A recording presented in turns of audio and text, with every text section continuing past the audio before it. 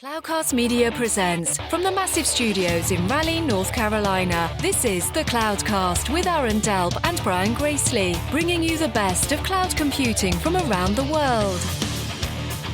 Good morning, good evening, wherever you are, and welcome back to the Cloudcast. We're coming to you live from our massive Cloudcast studios here in Raleigh, North Carolina.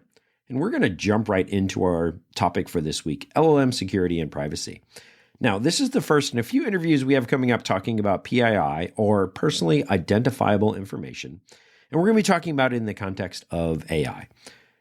There's a few different ways to really tackle this topic, and it is certainly top of mind for most organizations that I speak to. So we hope you enjoy this conversation, and we'll get started right after this quick break. Are you getting pressure from finance to justify or reduce your cloud bill? CloudZero is the only cloud cost platform loved by engineers and trusted by finance.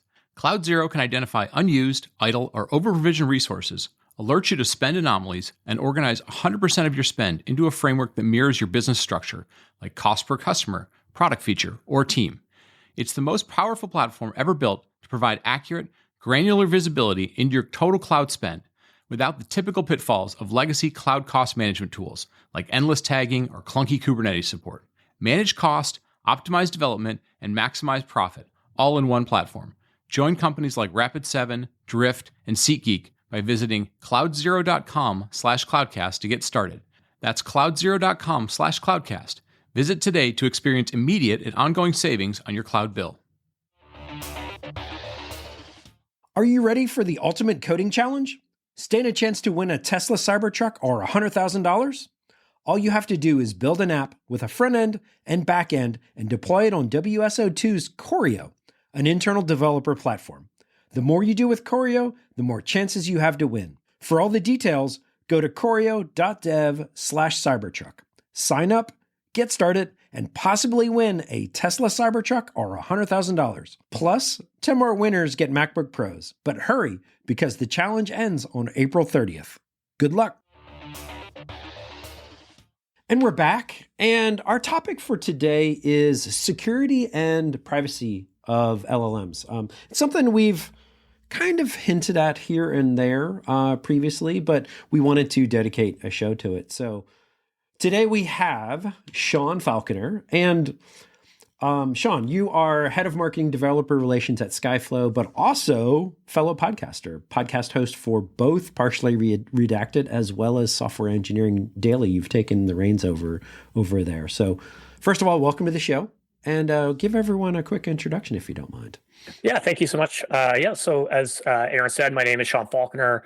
I lead marketing and developer relations at Skyflow, but don't let the title sway you. My background is engineering. I studied computer science for a decade, have a PhD in computer science and postdoc in bioinformatics, and was actually going to be a professor or professional researcher for a while. And I was kind of on that path, and then I ended up raising money and starting a company, and left the world of academics to be the CTO and founder of a company that I ran for about 7 years. Sold that company, joined Google, where I was engineer and team lead for a number of years before joining Skyflow. And I've been here for the last 2.5 years and having an awesome time trying to make the startup go again. Fantastic.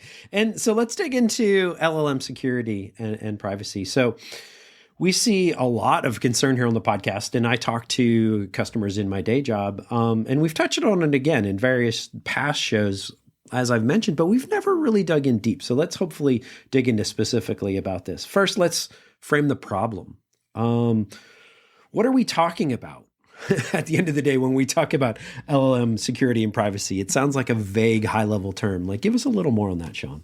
Yeah, so I think there's several things that raise concern, and I see sort of security and privacy as two related but slightly different things. So if you think about security, a lot of times security, the goal is let's put up a brick wall and not allow anybody through the brick wall.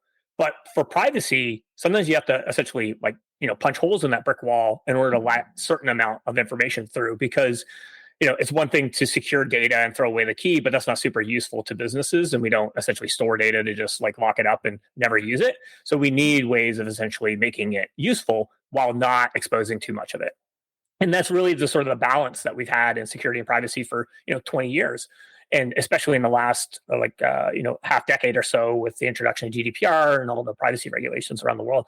But things get way more complicated when we start to move from things like databases and structured data, rows and columns, things that we understand to some degree. There's challenges there, but we understand that, okay, well, if I need to delete information or I need to find it, I got to find the row, the column of information with that. That doesn't exist in the world of essentially AI models, especially when we're talking about like deep learning and neural networks and a lot of the things that are powering large language models today. Is the big problem from like a privacy perspective is there's simply no practical delete button of a LLM.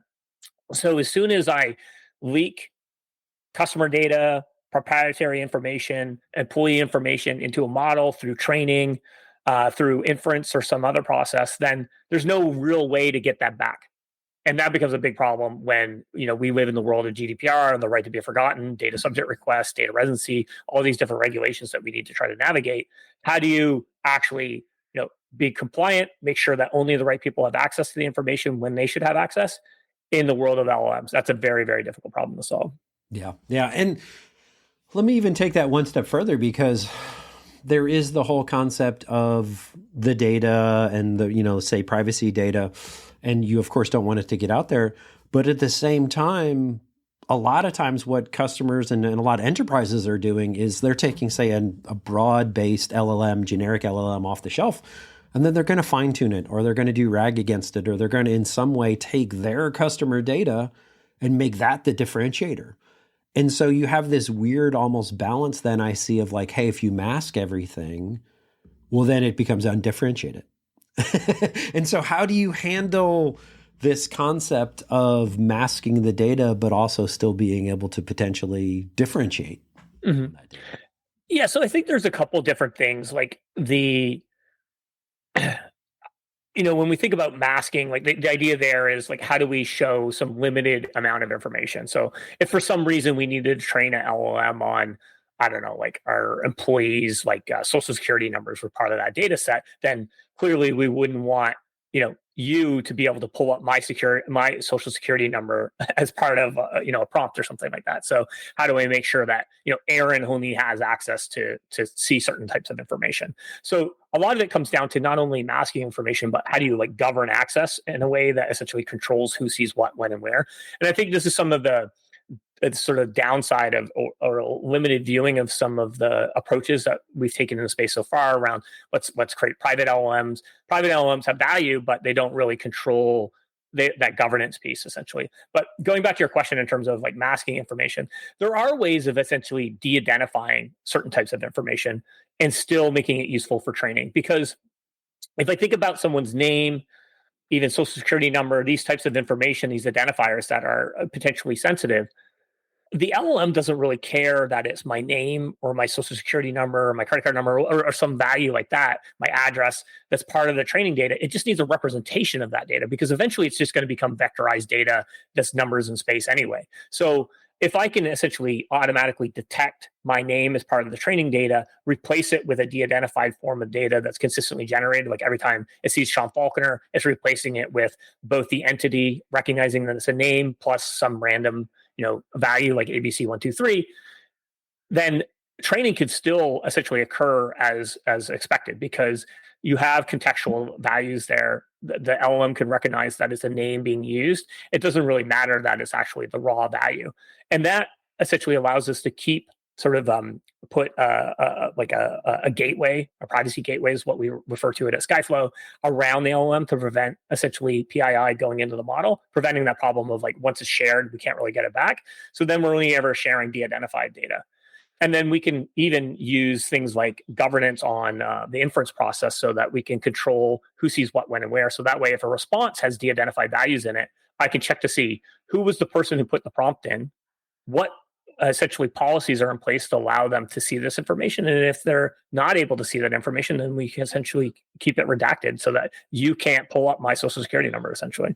Okay. Yeah. And so that makes perfect sense, because I was actually going to ask you, like, okay, in my head, I see this difference between a lot of folks when they talk about this, they talk about the fine-tuning stage, if you will, the training stage.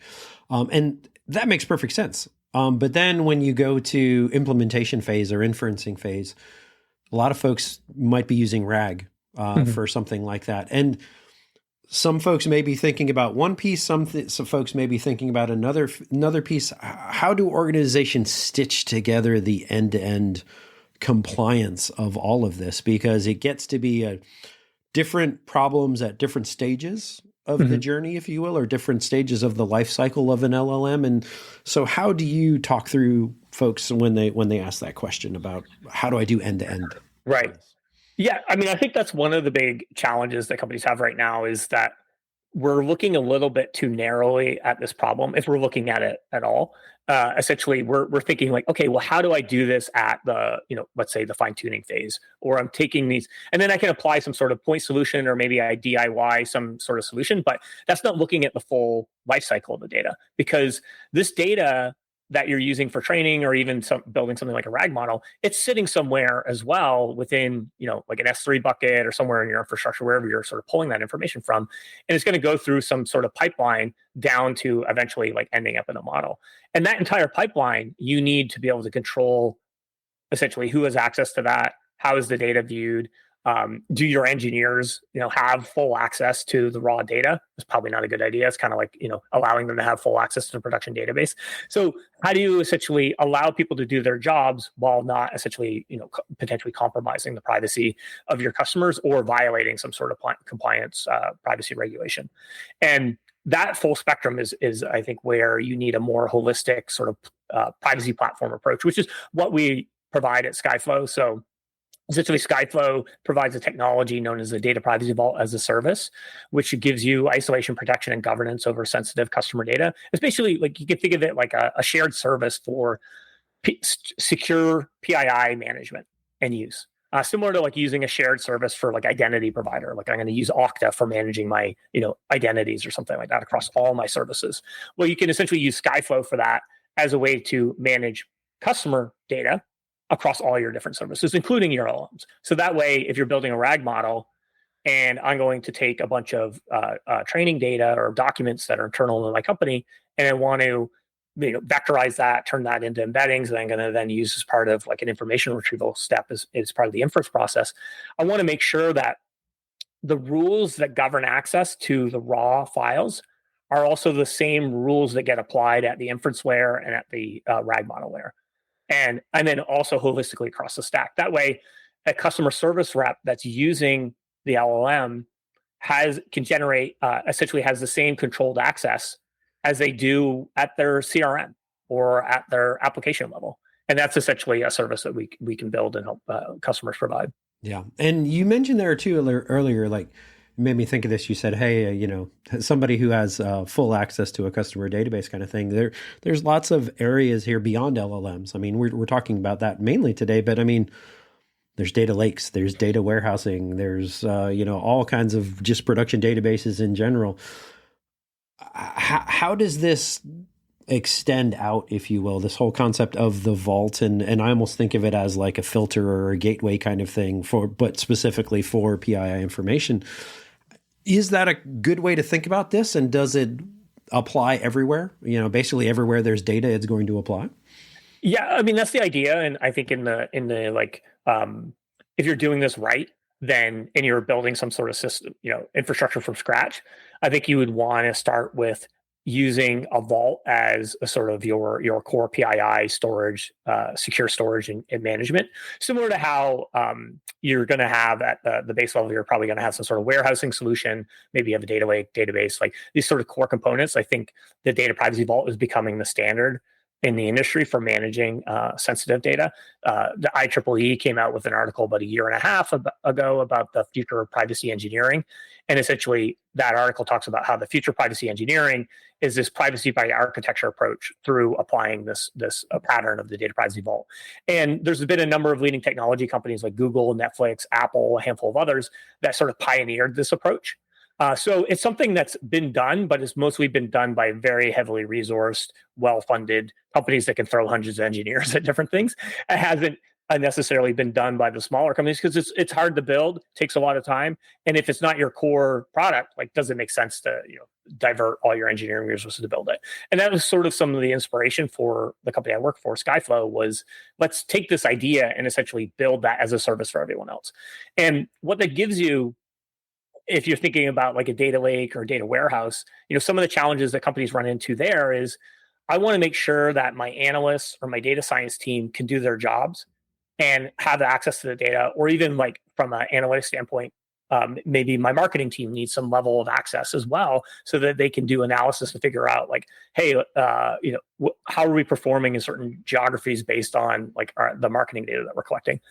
So then, how do I do that in a way that doesn't essentially risk customer data falling into the wrong hands within my own company? And either accidentally, not even necessarily someone doing something like they shouldn't be doing, but do I run a query and essentially get back Aaron's home address when I shouldn't have that? Right? We want to stop that kind of stuff. So a lot of customers use us in combination with their Databricks, Snowflake, whatever they're using as part of their warehousing data lake solutions and analytics platform. And Skyflow could be integrated at different places, but you could essentially start at the ETL layer. And like you're saying, it could act like sort of a privacy layer or gateway to those services, where as part of that ETL pipeline, Skyflow would sit at the head of it. And you would essentially, it would either detect the data automatically, which data elements are PII, if it's unstructured data, or if it's structured data, you can essentially tell it like, hey, this is someone's name, this is someone's home address, and your Skyflow Vault can essentially hold on to that and transform it into de-identified values that then you can run your analytics and data science and so forth on, and as well as control at a governance level, fine-grained access level holistically across all your services. Fantastic.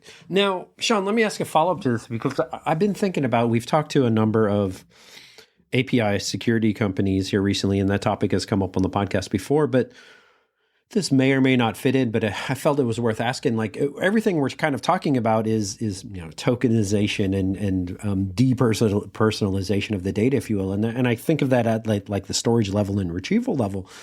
But what about the whole concept of bad APIs, right? API security itself. Like, I do an API call that potentially calls information that it shouldn't. Does that fit in as an additional layer or additional vector to think about in all of this?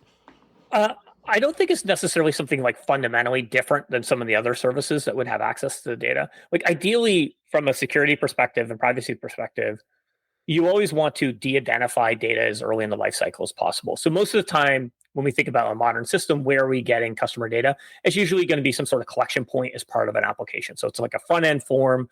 I ask for you to sign up with your account information, your banking information, whatever it is that I need to collect about you.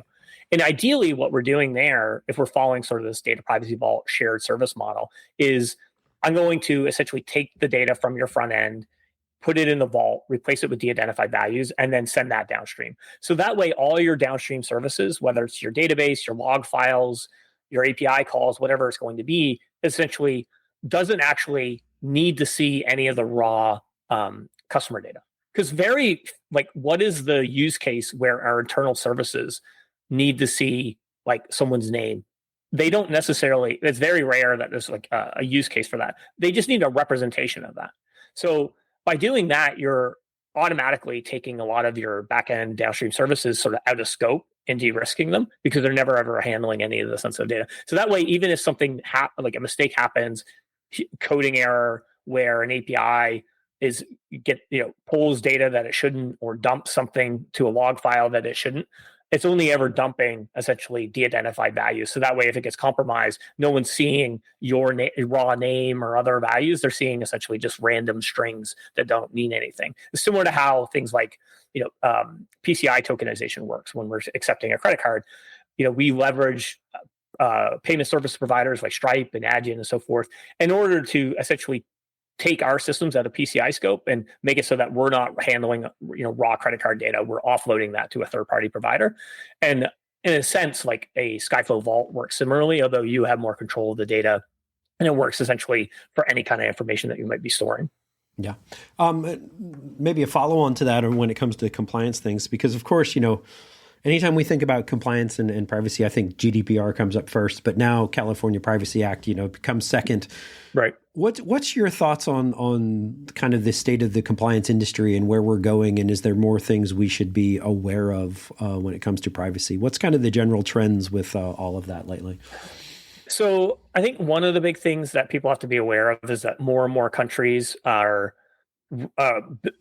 basically building into their regulations some sort of data residency requirement, and those have different flavors, but the kind of and it's very nuanced. It gets complicated, but the gist of it is that different regions in the world want to have some say about where you're holding their citizens' information. So, Canada, India, Australia, Germany, all these different countries essentially have some sort of data residency requirement, and there's different strictness around what that means, as well as guidelines around, are you able to take data, transfer data out of the country? What kind of data are you able to transfer? So that gets really complicated and difficult to sort of navigate as a business. And it also can become a barrier to go to market, because if I want to move into, let's say, China, then and my company depends on SaaS products that don't operate in China. How do I do that? How do I essentially have my marketing team collect information on HubSpot, but HubSpot doesn't have a deployment in China? These things start to get really, really complicated and difficult to deal with. So that's one of the use cases. One of the popular use cases of Skyflow is essentially we can deploy vaults to various regions around the world and make sure that your customer data, the regulated data, stays within those countries, as well as the compute on it, while essentially, taking your centralized cloud system or SaaS products out of scope from that. So that helps, simplify some of the compliance regulations. The other big one that people need to be aware of is, just last week, the EU passed their AI Act.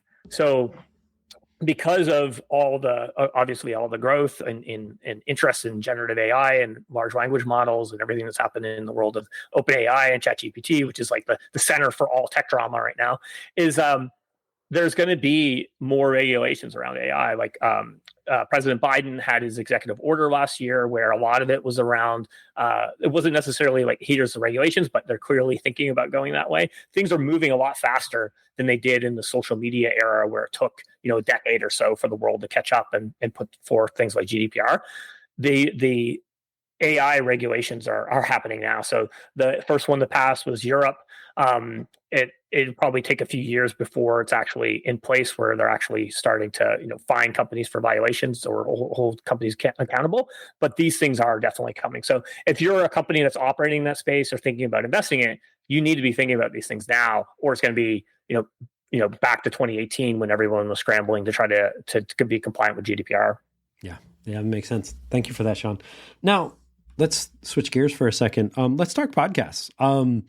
So you also host Software Engineering Daily, and as we mentioned, we had good relationships with Jeff, the previous host, and there's probably a good bit of crossover between our audiences as well. So how are things going over at Software Engineering Daily? And give everyone a little bit about the show and a little bit of update of what's going on over there.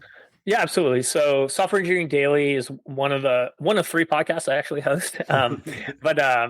It's, as the name would imply, it's focused on primarily talking to engineering leaders or sometimes product leads.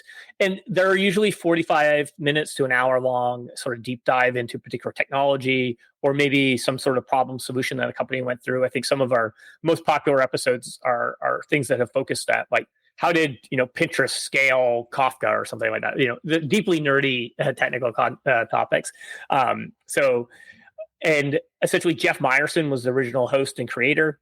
Unfortunately, he passed away now almost 2 years ago, and his brothers took over the show and run things behind the scenes. And then they brought myself and a couple other folks in to help guest host the show. So I started out originally writing for their blog, as well as I'd been on an episode, one of Jeff's last hosted episodes, as a guest. So I'd just been a fan of the show for years, and I got involved that way. And they approached me about coming in and starting to host shows. And I started with just a few shows, and now I host a show every Tuesday. So every Tuesday is my day. And there's a couple other hosts that are sort of the core hosts that make up the show. And we essentially release a podcast almost every day of the work week.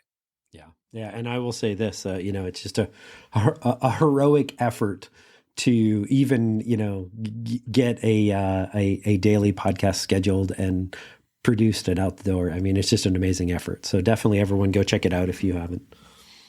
Yeah, I mean, it's a lot of fun for me, especially as my career, I've moved somewhat further away from sort of day-to-day coding and engineering. So it's a great way. It's like a forcing function for me to kind of stay tapped in and learn about what's going on in the industry and always be learning something new and get to talk to like amazing people. And I'm sure you have a similar experience with your job. Absolutely. Absolutely. So we're going to wrap it up there then. Sean, other than Software Engineering Daily, any other places, everyone, if they want to learn more about all of this, where can they follow you? Where can they learn more about everything going on? Yeah, absolutely. So if anything I said around, data privacy vaults and privacy and security interests you, feel free to check us out at skyflow.com. And you can always connect with me on LinkedIn. That's probably the best place and most active place for me. And if you just search my name, Sean Falconer, there's not too many of us out there. So you'll find me, and I'm happy to connect. Fantastic. All right. Well, Sean, thank you very much for your time. And on behalf of Brian and myself, thank you everyone out there for listening. We certainly appreciate it. If you enjoy the show, please tell a friend. Please leave us a review wherever you get your podcasts. For that, I'm going to close us out for this week, and we will talk to everyone next week. Thank you for listening to The Cloudcast. Please visit thecloudcast.net to find more shows, show notes, videos, and everything social media.